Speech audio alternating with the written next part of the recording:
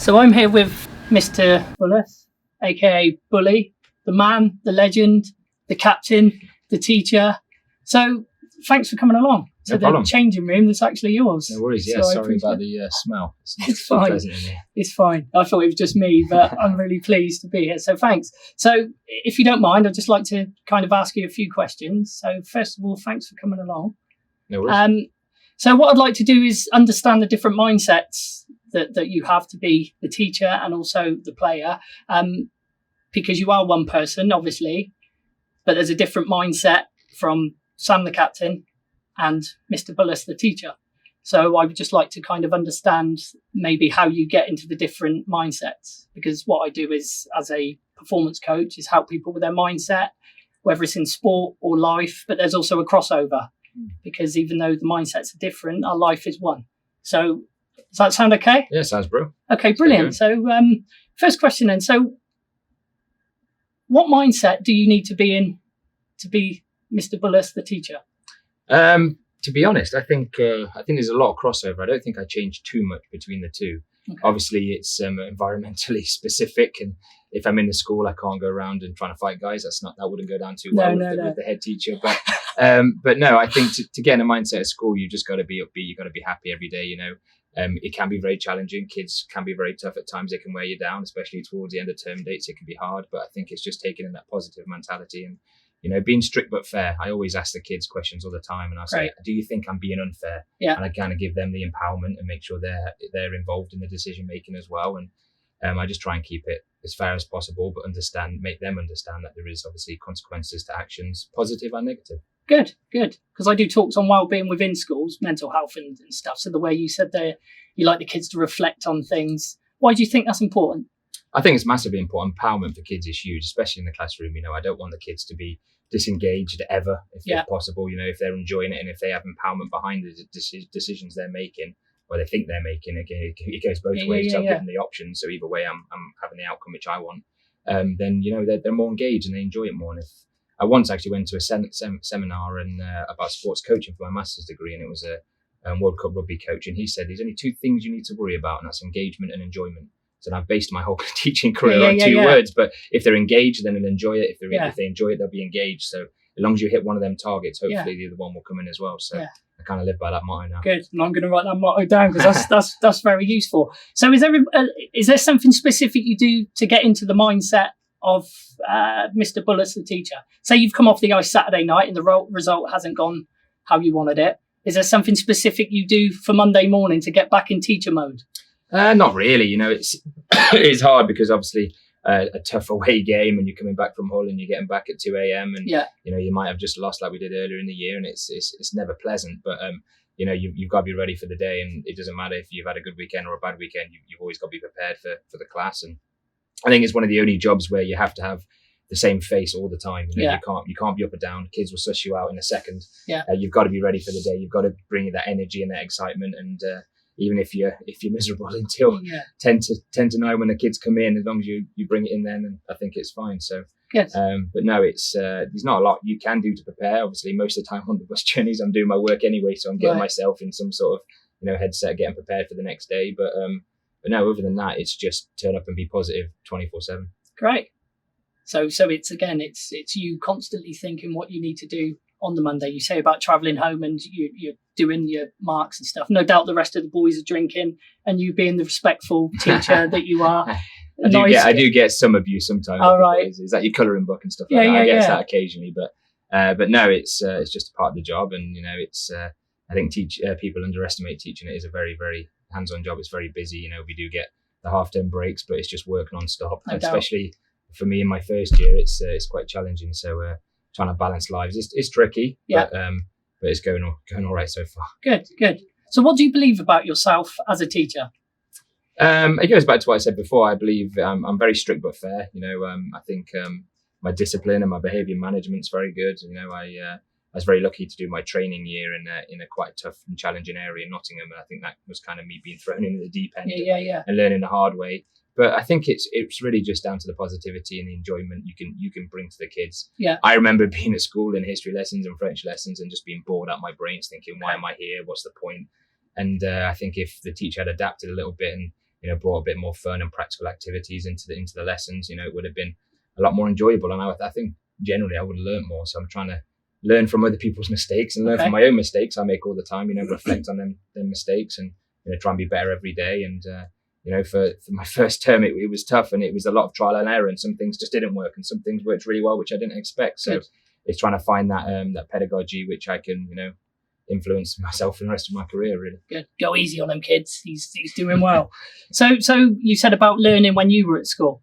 Is there things that perhaps weren't so good within your school years that you've kind of thought, right, I want to do things different now I'm a teacher? Yeah, it was a weird childhood for me. I had my mum as my primary school teacher, my dad as my secondary assistant head. So it's quite challenging. I was always in that teaching environment. I was brought up in a teaching family, but no, I enjoyed a lot of school, and I also didn't enjoy some parts of school. So of course, yeah. I want to make sure that every child has it's the law. Every child has the right to a fair education. I want to make sure every child has that, and if that means making different activities for different kids and differentiating across the board, and trying to make sure that everyone can access the information, then that's what I'll do. And it's a bit more work at times, and it's a bit of stress, but I like to make everything I do practical and fun and just engaging. Just I always think to myself, if I'm bored, then the kids are going to be bored. Okay. So everything I do, I try and be quite interested in and enjoy as well. And I feel like if I'm enjoying it, then they will as well. Good. Are you enjoying this now? Or are you bored now? Super bored. Good. So as a teacher then, and you say about obviously being a teacher, you want kids to improve and to kind of have a good stead for their life. How do you think you could improve yourself as a teacher? Oh, there's lots I could do. Obviously, it's my first year, so I'm new to everything. A lot of things I'm learning on the job as well. Yeah. For me, it'd be at the moment organisation and getting everything organised before the day. But at the moment, because I'm so busy with everything, it's quite challenging. Yeah. And it's just learning how to be holistic towards the kids. If you can't completely understand the kids, you can't understand what you need to give them for them to succeed. That's cool, yeah. That's something I've got to work on. But that's also very challenging when you've got a brand new class of 30 kids you've never met before. Yeah. It's hard to get to know them kids on a personal basis and understand their backgrounds as well. And all this information massively influences their life. Yeah. And if you don't understand that, then if a child comes in one day and is having a really tough day and sad and down, and you may think they're just being lazy, you got to understand the child and what's going on in their personal life as well as academic life to make sure they can thrive and do well. That's brilliant, because again, when I'm working with people, the behaviour is the last thing you see. Yeah. It's that then rolls back to the mindset, the communication, what's happening away. But people get kind of judged or, put down because of the behaviour without actually understanding what is going on underneath, what's going on underneath. So 99% of the times we have any serious issues in school with behaviour or anything like that, there is a spark, there is something that led to that.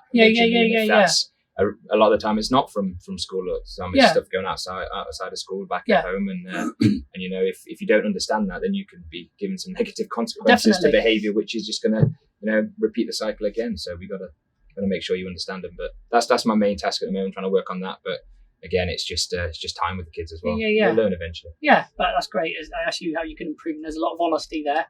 You're still going through that learning process yourself. So that's definitely fantastic. Thanks for sharing that with me. Right. So you, again, as a teacher, and how you can improve, what would you like your lasting legacy to be as a teacher? Legacy. See, I love that word.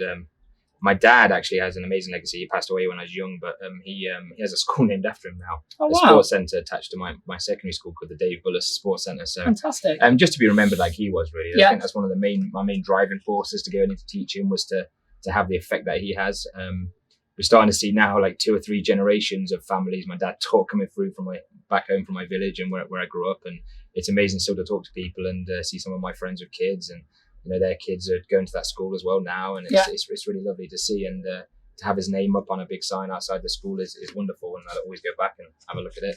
But anything like that, just to make a difference, even if it's one child, to be able to have that positive influence. I had a teacher when I was young, Mr. Cawthra, and he's getting a bit morbid, but he sadly passed away as well. When I was in his class, I had him for nearly the full year, and he was like the most amazing teacher I've ever had. And funny enough, he was my year 5 teacher, which I'm doing now. Right, okay. But he was incredible, and he really inspired me to learn and inspired me to enjoy things, which I didn't at the time. And, I'm a massive science geek now. Anyone will tell you science and maths, I love it. It was about my degree. And before that, I really didn't engage with it. And because of the practical activities he did and just his method of teaching in science and maths, and now I'm obsessed with it. So good. I want to have that kind of influence as well on somebody else. And I always tell the kids I'm proud of them and that they can do whatever they want to do, and I want to make sure I instill them values, because that's what he did for me when I was young. So do you feel as though you kind of model your teaching style on, you said your mum was a teacher, your dad was the assistant head. So do you model your teaching style on kind of people who influence you when you were growing up? Yeah, definitely. From my mum and dad, they never taught me, to be fair. I think I had my dad once for a lesson because he had to cover, and he just gave me abuse the whole time and made a point of it. But But no, I never had them as teachers. But definitely, I've obviously grown up around them and seen their methods of teaching. And I remember some stories from when I was young, when my dad would always teach quite a troubled class for maths, and me and him would be outside the classroom at 7 a.m. with 10 long poles stuck together, sticking playing cards outside the windows, so he could do magic tricks and teach them maths through magic tricks, and it's stuff like that. And they loved him for that, because he would do a magic trick and he'd be like, "Oh, well, you 3 of clubs, open that blind on the 3rd story," and they'd open it and it'd be 3 of clubs stuck to the outside of the window. That's brilliant. So little tricks like that and stuff like that for sure. And definitely on the teachers I've grown up with and I've had since I was young, I've definitely modelled myself off them, and also mostly modelled off teachers which I think not so great. I think modelling negative behaviours and thinking that's not what I should be doing is massive as well. And that's massively influenced me. So I've been lucky with the Wildcats and the community role to be around a lot of good teachers, and also some teachers who I thought to myself, I'm not going to be like that. Brilliant. So there's a lot of kind of good things from obviously the childhood you kind of grew up with. So you're very authentic within you as a teacher. I know you've got a criteria and what the government sets you out to teach, but you're very authentic as a teacher with your own teaching style. I think that's very important. I think you've got to be authentic, and you can't try and be somebody you're not, because after a few weeks that's not going to hold up. And the kids will suss you out pretty quickly, and they know what's going on. They're a lot smarter than they make out. And no, I think that's massive. You've got to be authentic. You've got to be yourself. And the kids always say that I'm strict but fair. They'll tell you that. That's the class motto. And 90% of the time we are just having a lot of fun. And I do tell silly stories about back home and some of my family members and just funny things going on in the world. And I've told them about some of my teammates as well, Eddie and other players. But no, it's about having that level of enjoyment, that level of silliness, I'll say, but then bringing them straight back onto task and making sure they understand there's a line between, right, we can have fun for 10 minutes, but then we've got to start concentrating and get on the work. Yeah, I wish he was my teacher when I was blooming growing up. So yeah, that's all for now then. So super. Thanks for being open and honest. No worries. Fantastic. Perfect, my pleasure. Thank you. So I've just spoke to Mr. Bullas, the teacher, and now I'm just switching my role from the sports performance side and also going to now speak to Bully, the captain, the legend of Swindon Wildcats. Won't go that far, not yet. Not all right. Bully, let's just period. There you go, perfect. Okay, so again, thanks for asking them questions kind of on the teaching and personal side. So again, if you don't mind, I'd just like to understand the mindset of you, the captain. Perfect. Is that okay? Cool. So what do you do to get yourself in the right frame of mind on game night? Game night, it's a little bit different to the teaching. Obviously, teaching's every day, and but game night's a bit different. I have structure. I have a routine I like to follow. I usually get up in the morning, go for a walk, do a couple of hours of school work, come back, have my food. It's the same every week, and then come down to the ice rink about 4:00 and get ready for the game. But no, I think mentally, I think it's just being prepared, and I think structure gives you that preparation. Okay, cool. I've learned over the years what I like to eat, what I like to put in my body before a game, what time I like to eat, what I like to do. I like to get up early and obviously get my body going, so start my digestive system, start everything in the morning to get my body prepared. But yeah, I think it's just that mental preparation. I think I get that through strict routine. Good. So obviously you're captain, you're the leader of the men. Do you do anything to help the other guys get in the mindset, or do you know if they have their own routines? Generally, I think most guys have their own routines. Obviously, it's quite hard to talk about being captain because, to be honest, I have not really changed a lot. I've done over the last few years. I just try and be a leader, but these 9 or 10 other leaders in this room as well. So Aaron could have picked many other guys to be captain, and they would have done a fantastic job, I'm sure. So, but no, I try as much as I can, more so for the younger lads. I'll try and get them motivated. If that's through humour, if that's through just a bit more upbeat motivation, then I will. But generally, guys know, especially in ice hockey, what they need to do, and they get prepared on their own. And we go out and we play football together, and we can get warm that way. But I think generally it's a solitary kind of sport in that aspect where you need to be focused yourself and get ready, because everybody's different. Yeah, good. So what do you believe about yourself as the leader? That's a hard question. That's why I asked it. That proves it wasn't pre-planned. No, I try and generally lead by example, if that's doing the small things like back checking and making hits and stuff like that. But generally it's just again, it links over from the teaching, that communication, that positivity, that drive, and making sure everyone believes in themselves. And I think that's massively important. And if that's just telling guys great job after a shift, or saying great period, or just little nudges now and then, I think that makes a massive difference, especially to certain players. But again, I think it all links back to being holistic, just like the teaching and understanding the players. And if someone is having a bad night, not to get on their back, maybe they need that, maybe some guys do, and try and push them. But it's mostly that's Aaron's job to make sure everyone's working hard as a team. It's just trying to build that culture and keep that culture going, and make sure if anyone does step out of line, we need to bring them back and say, that's not how it's done here at the Wildcats. Yeah, because we obviously worked on the culture, the dressing room culture, before the season started. Do you think it's been different this year? Oh, 100%. Yeah, it's been amazing. I think setting them boundaries and them ground rules, and getting that shared vision and that shared goal straight from the beginning. Before we even step foot on the ice for a game, I think it was massive. This year the culture has been fantastic in the dressing room. To be honest, it's an easy job being captain. I don't really have to guide anyone in the right direction, because everyone's got that shared goal. So no, I definitely send you to the teams as well and say, well, no, don't actually stay with us, because then it's better for us. They haven't got this advantage too. But no, I definitely praise you highly for it. Oh, thank you. No, so what capabilities do you possess as a hockey player? As a hockey player? Yeah, and I don't just want to say I'm good at this. I'm going, you personally, okay, with your mindset, what are your strengths as a hockey player that lead you to be the player you are? I think I've just been very determined. I think that's the main one for me. I've never really been an all-star player, not never really scored all the goals or anything like that. I've just always worked hard, and I've done well for myself just by working hard every night. And that's something I try and bring into the younger kids now as well. If you're not playing, then people remember me for fighting a lot and stuff like that. But there's a reason for that. If I wasn't playing as much and I wasn't getting as much ice time, I had to do something to show that I'm worth the ice time, that I'm going to do something and contribute to the team. And I'd go out and fight just to make a name for myself and just to try and keep a job. So it's not all just you're going out there to fight and get a bit of aggression out. It's literally sometimes you're doing it to keep your job and to get more ice time and move up the ladder. So luckily enough, I don't have to fight as much anymore. It's quite nice. But if I could instill that that determination to the younger kids, and make sure that they believe in themselves, and they can make a career out of this, and have a successful life, and it'd be wonderful. And if just 2 or 3 managed to come through our team and remember me as giving them a bit of a push and a bit of a motivation, I'd be over the moon. Cool. And it probably wouldn't look good for you to go into school on a Monday with a big black eye. No, I did tell the teachers about this. So if I do have cuts and scars on my face midway through the year where I've had sticks, pretend I've fallen over. Yeah, it's a bit. But the kids have sussed me out now, because I tried to keep it quite down low that I played ice hockey, and I don't like to. Oh, really? I don't like to pass the lives over. But the Wildcats actually came into school and made a big thing out of it. And did they? The Wildcats in the community did an assembly, and they brought me out to the front saying I was captain and I played for the team, and I was like, wonderful. But now they've realised they can YouTube me and see videos of me. So they're always coming in and saying, I saw a video of you fighting somebody. Brilliant.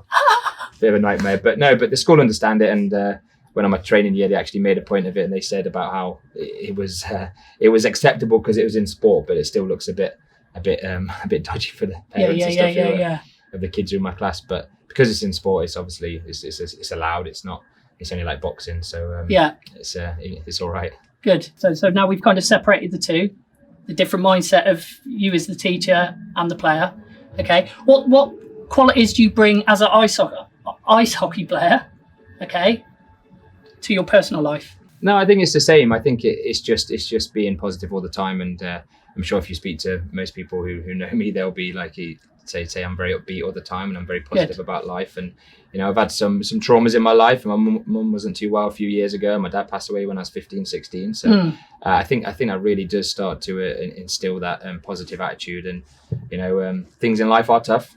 Things will happen to you which are awful, and it happens to everybody in their lifetime. But if you can come through that and be a better person, and know that things will be okay afterwards, and there is positivity out of it, then that's good too. So and that's something I can install in my kids as well, and make sure that they know that life at times will be hard. It's not always easy, but life is wonderful as well at the same time. So, but it goes back to really that the legacy, what my dad has, and being able to make a difference. And I think that's why I wouldn't be able to sit in an office 9 till 5. I think I'd be wasted. I really do want to make a difference in the world, and if that's trying to help kids, and if that's what I can do, then it's what I can do. I think anything I do in my life will be involving other people and trying to make a difference somewhere. Fantastic. And I'd like to say you are making a difference as a teacher, and obviously as a captain and an ice hockey player. I think you're doing a brilliant job. Oh, thanks. So thanks for your time, mate. No worries. Thank you very much. Thank you. Perfect.